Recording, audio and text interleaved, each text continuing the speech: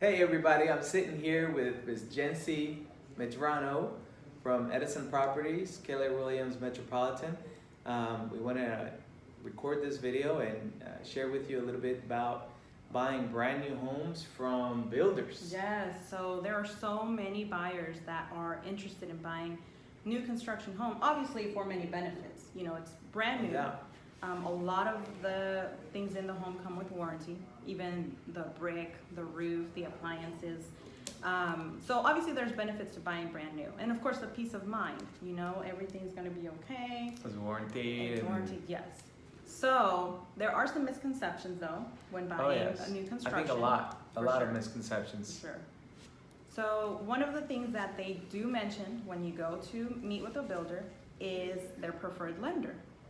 Mm-hmm. And oftentimes they'll run a list of incentives that the preferred lender is offering.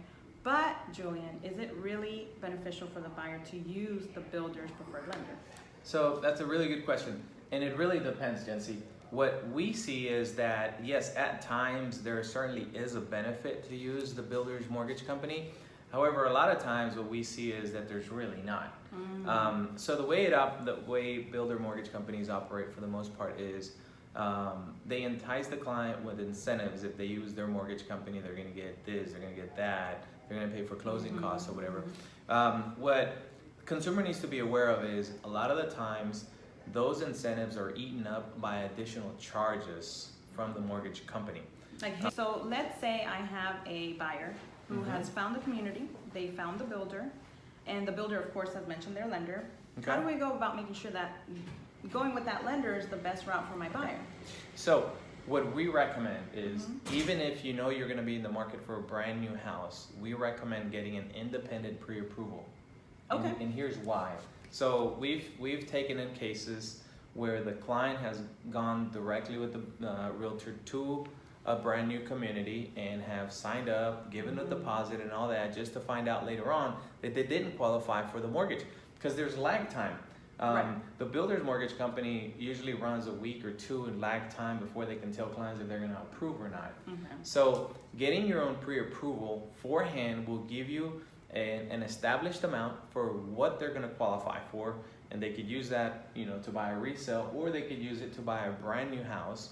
But at least it sets a benchmark for the client to know what price bracket they should be, you know, searching in. We can't beat every single offer from a builder.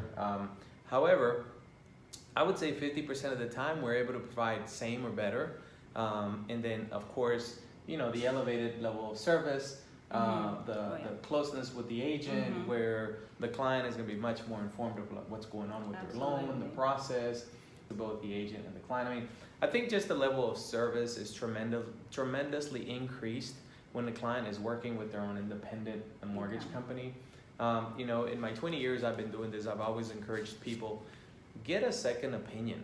You know, how do you know you're getting the best possible mortgage interest rate, you know, closing payments, all of that, if you don't compare, you know?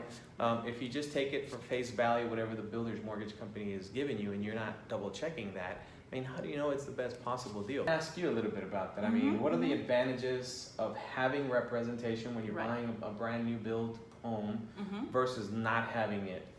So the way that I compare it is, if you had a case and you had to go to court, would you go to court without a representation by an attorney? Most likely not. Not even with, sometimes, you know, with tickets, we get that attorney and it works to our benefit. So when you enter a builder's office, you're greeted with a salesperson. You have to understand that salesperson represents the builder. That salesperson will do everything that benefits the realtor. I mean, the builder. The builder, yes. And to sell that home. Yeah, to sell the home. At the highest price. At the highest price with the most. What's the most profit for the builder? Absolutely. So yeah, naturally. Yeah, so if you're the salesperson, you're going to work your butt off to get the most money for your builder. If it's a home that's on inventory, those homes, the builders want to sell. So I will use our negotiation power and negotiate not only just the price, but also upgrades. You know, as the builder wants to get them off of their inventory, I'll ask, what can you do for my buyer? But that's only if you go to the builder with a great agent.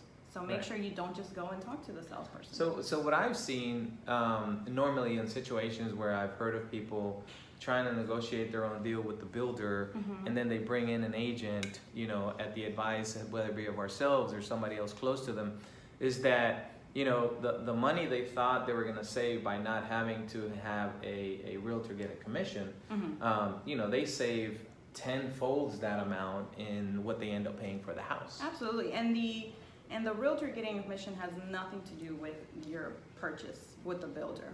That is just a bonus that is given to the agent for bringing in a client to them. So it has no effect on your deal.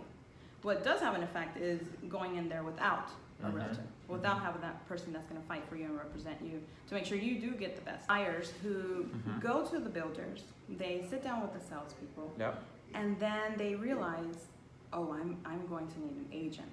You know, I don't understand. The contract's like 50 pages long. Yeah, Just the the contract alone is normally 50 pages. Yes. I've seen contracts up to like 99 pages long. Yes, and those contracts are extremely builder friendly. Oh, they have a, what do they call it? Oh, yeah. Builder's iron claw. Absolutely. Right? You need that person to be able to review that and say, it is okay to sign, or let's wait, Yeah. we need some modifications.